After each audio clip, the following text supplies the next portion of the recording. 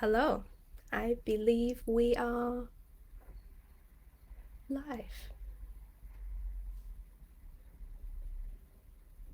Yes, yes, we are. Well, hello. My name is Ting. Oh, well, we've still got 1 minute till 1 p.m. Um, I'll just wait a little bit until it's 1.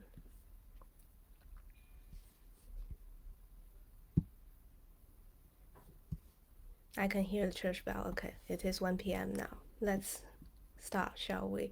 Hello, my name is Tingying, Ting for short.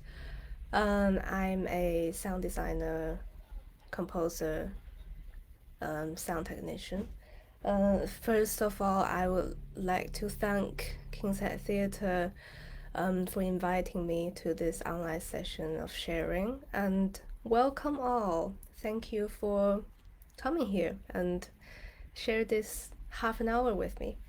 Um, yeah, so during this half an hour, please feel free to ask questions and write any comments in the comment section, and I will keep an eye on it, and I would either answer them right away or leave them till the end of the session to answer. So yeah, please feel free. Um, yeah, I think we're just gonna wait a couple more minutes until while people are entering the space, and I will start in a few minutes. Right. Ooh, let's get comfy.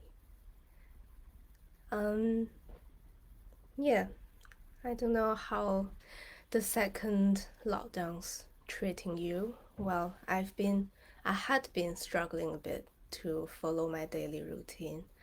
Um, yeah, because I had been feeling a bit lost, to be honest. But lately, I think in the last couple of weeks, it's getting better. Um, yeah, and I've been actually quite productive in the last couple of weeks, which is nice, I think. Because also I think my whole mood gets affected by the weather quite a lot because it's getting dark so early every day, and it just feels weird. Hello, Simon Jenner. Hello. Um, yeah. So, but I think it's important to have a routine to follow too. Otherwise, the days and times just all, you know, swirl around, and then it's already difficult to feel the sense of time during lockdown. And if I don't have a routine, it's just even worse. Um, was on the playwriting panel last week with City Lit.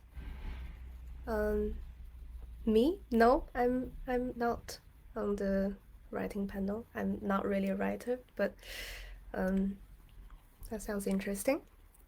So I'm a sound designer actually. Yeah, I mean, I would like to write. I do have ideas that I would like to write into a script. But I think it's probably something I need to practice a lot more or learn actually properly how to do. Um, yeah, it's definitely a craft that I'm sure you have to put a lot of effort into actually gain. Um, yeah, um,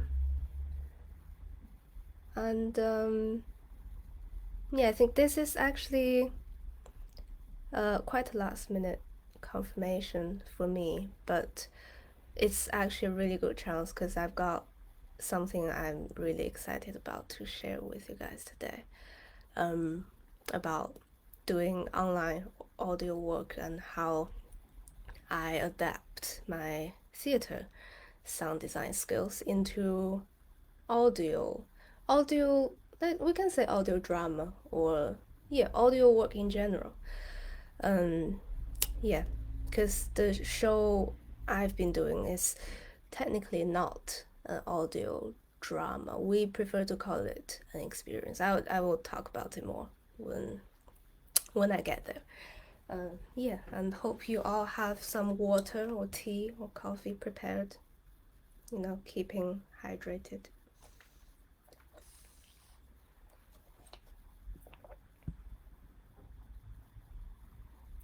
Are you a technician? Yes, I am also.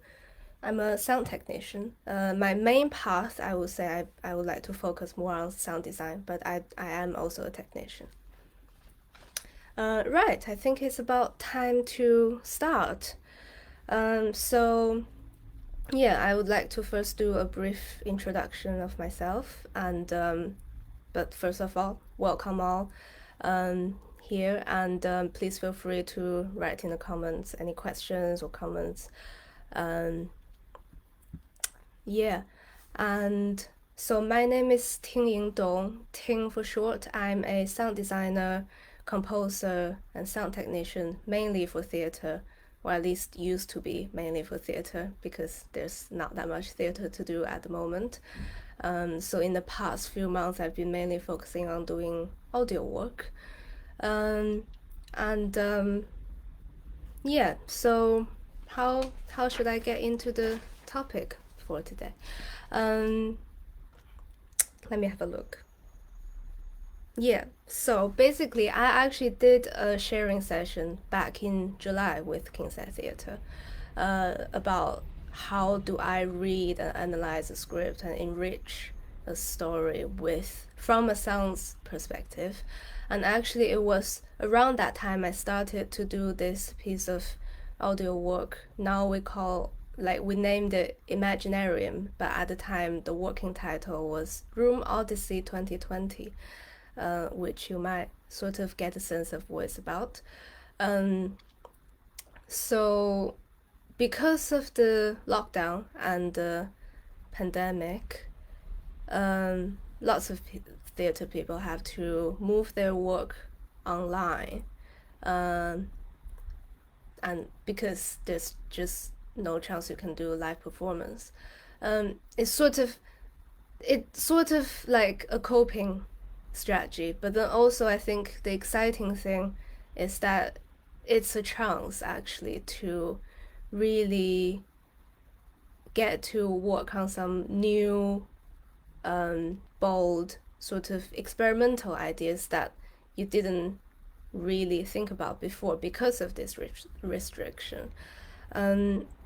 So I never actually did much audio work before this piece actually. It was mainly theater. Yeah. But then I was approached by Haylin, who's the director and of the show, and she started writing the show earlier this year actually, because she's based in Wuhan actually, and she started to have this idea of the show while she was in lockdown back earlier. I think back in February maybe, when she was, when China had the lockdown back then. And I just thought, okay, that's interesting, so basically, because from March until up to June, July, there were loads of online theater shows. Like people would do it either, like they have their old recordings and then they will online stream it, or lots of people were doing like Zoom plays or readings of new shows. And there's also audio drama, but I mean, audio drama has always been there. But I think some people who used to mainly focus on theater also started to do audio drama. But then I also saw quite a few online shows. But when Helen approached me, it was different. The idea of the show is different. It's like something I hadn't really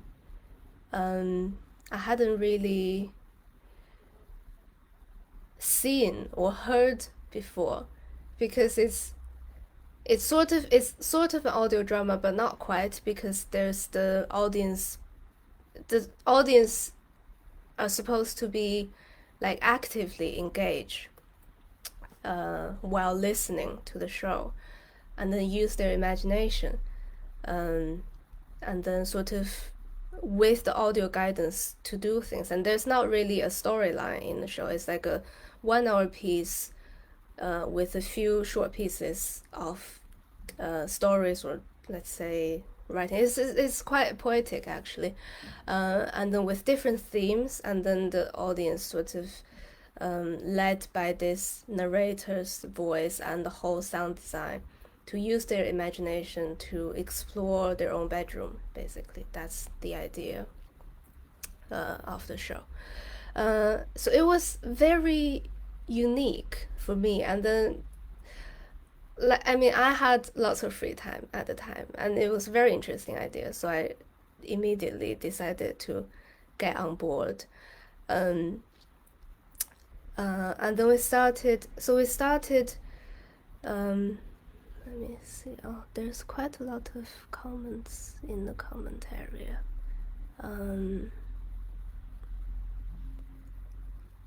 I'll get back to you guys.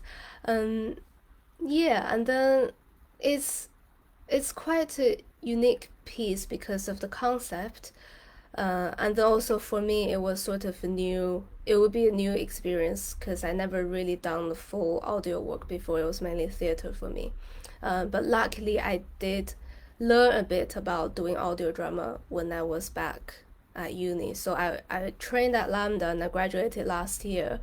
And while I was there, although the training was focused on theater productions, but we also get some chance to work on audio shows or films. And then I actually shadowed their audio drama recording for a couple of days, and I saw what you need to do sort of to record and to edit an audio drama. So that was helpful, but I had never done it. So I thought, oh, this is a really good really good challenge for me, because I would definitely do something new that I hadn't done before, and also learn something new and with new collaborators. Um, and so I think I would first talk about how the sound design was different for me when I did this audio piece, and how I adapted my skills, and then I would start to focus more on the piece in general. So I think for sound design wise, the thing is, when it's an audio work, like everything the audience get is from the sound. It's like when you're doing stage work, it's like lighting and sound and set design and costume and the visual of actors acting and all these together to create the world of the show. But then when you're doing an audio piece of work, it's literally just sound. You don't have lighting, you don't have any of those. You have sound. You have the recording of the voiceover actor, and then you have music and sound effects and all this. And yeah, but it's all sound. So it all came down to me, how I eventually make this work with my skills, my techniques, my aesthetics, at the end, very end. So it was a lot of responsibilities actually, and then yeah, um, and then it's like some of the stuff that I didn't really have to do, or I didn't have to worry about when I was doing stage performance, that I actually have to think about while doing audio work. For example, like the treatment. Like I'll give you some examples. For example, the treatment to the vocal recording. It's like when you're doing a stage show, sometimes you do some sort of treatment to the vocal with microphones, like live, but it depends on the show, but it doesn't have to be much. Like the one situation I had before was that when the scene happened in the bathroom on stage, because when you talk in the bathroom, it's distinctly different from when you're in the normal room.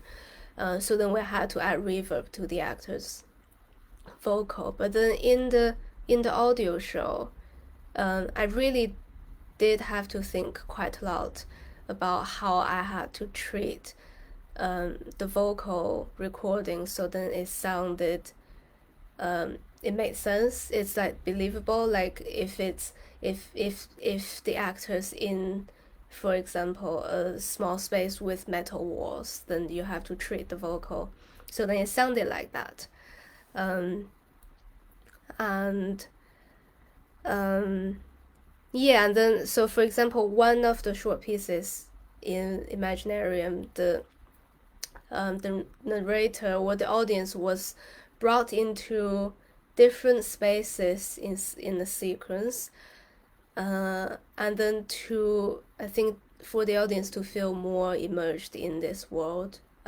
Basically, I had to consider what the sound will sound like, what the vocal will sound like in this space and the next space and the next space, and then I'll have to do changes to all of them. And I actually, to be honest, I didn't really think about it at the beginning. I sort of figured it out halfway, and it just suddenly came to me. Oh wait, there's this I should actually do. Yeah, so then lots of the things were like lots of things appeared while I was doing it, and I was constantly, learning new things. And then also to create a world, it's like, I mean, I think it's artistic choice that how much details you want to put into sound to create this world, to make it believable or to help the audience to immerse in this. Because sometimes, even within this one whole piece, it's different in different short pieces. Because so the general idea is that we want to create this world for the audience to feel they're in or to exercise their imagination. But then because we want them to actually use their imagination, we want to give them some space and freedom. So we can't give them all the details. So sometimes we deliberately left, I deliberately left some of the soundscapes or like environmental sounds sort of vague or abstract, or like a combination between the abstract soundscape or abstract music with a few sound effects. So then it sort of creates this. It was more like creating the feeling for them or the feeling of the environment rather than exactly the environment, because we wanted them to have this freedom of imagination.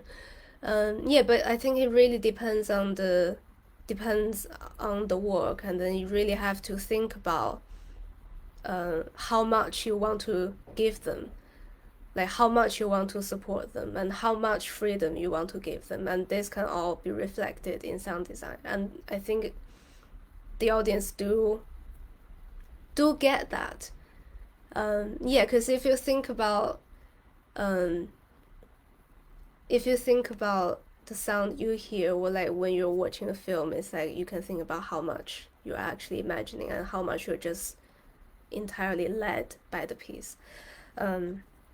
Yeah, and then I think for doing audio work, one thing I noticed very different from theater stage work is the preciseness of the sound. It's also actually a very interesting thing to do. For example, when I create music or soundscape for a live performance, because the live performance is different every time, and then the pace or the rhythm can be slightly different. So then in the creation of the soundscape, it wouldn't be as detailed, attached to the text or the wording, as an audio work, if that makes sense. Like, I mean, obviously you can make cues, like to trigger sound change. Yeah, but then still, like for example, when I do audio work, I would create the concept of the sound first, and then when the actor did his recording, I would listen to the recording, and while I listened to his recording, I would fit the whole soundscape or music or the whole sound design precisely to the text or to his wording, to his rhythm. So that I think it just fits more precisely or more detailed with the vocal recording. Yeah, and then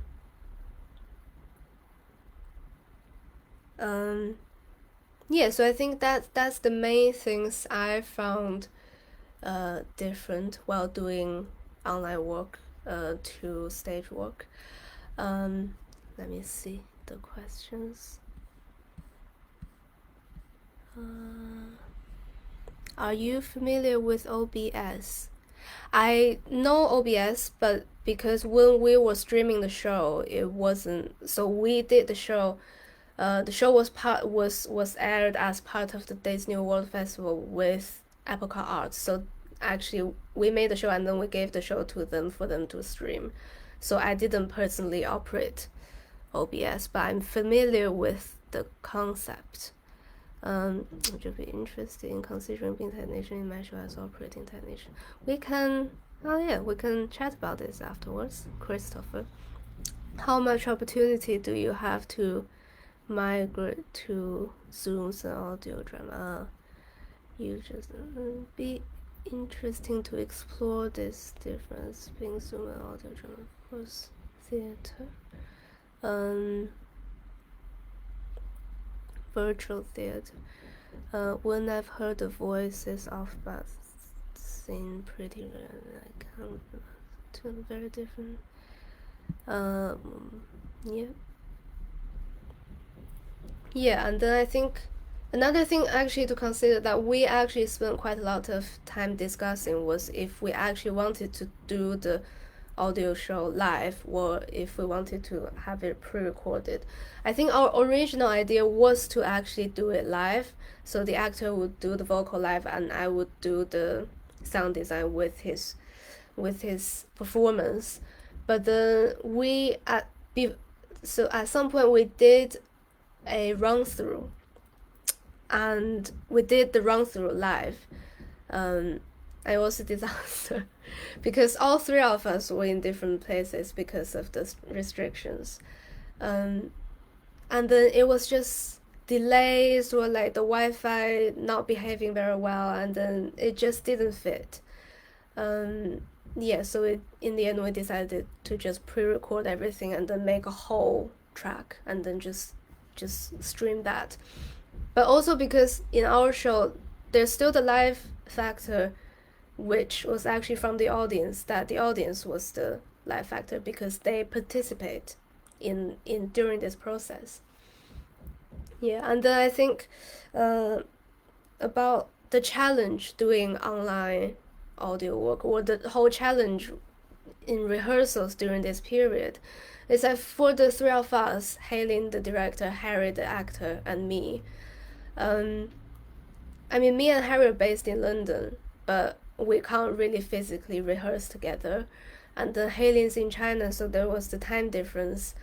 And then it's like it can be quite challenging when we had to rehearse and record and do our discussions all separately. I think especially during the recording process, like if in the ideal world I would be there with Harry and then Hailing would be there doing the directing, but we couldn't.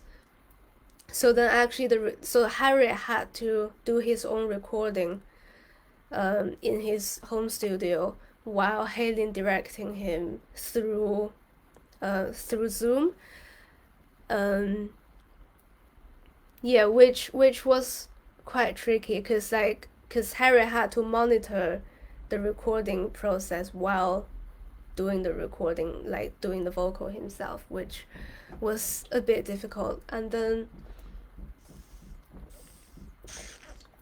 But it was like I was trying to be helpful, and then like uh, giving him references of what kind of sound will be there in the final production, and then he can listen to the sound while doing the recording, which definitely helped him to get more of his acting out.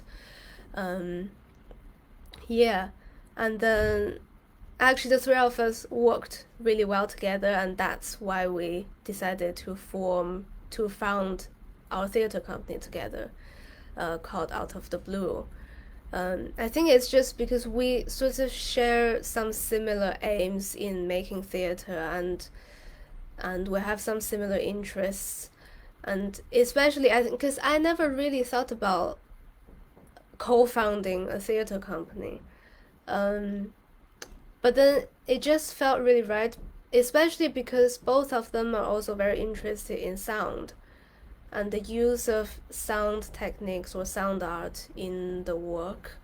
And then we do aim to make more work that's sort of gonna use sound art quite a lot. So then that was a very interesting or reassuring factor for myself, that oh yeah, I do like working with these people, and I think we do share some similar aesthetics and similar goals in making theater.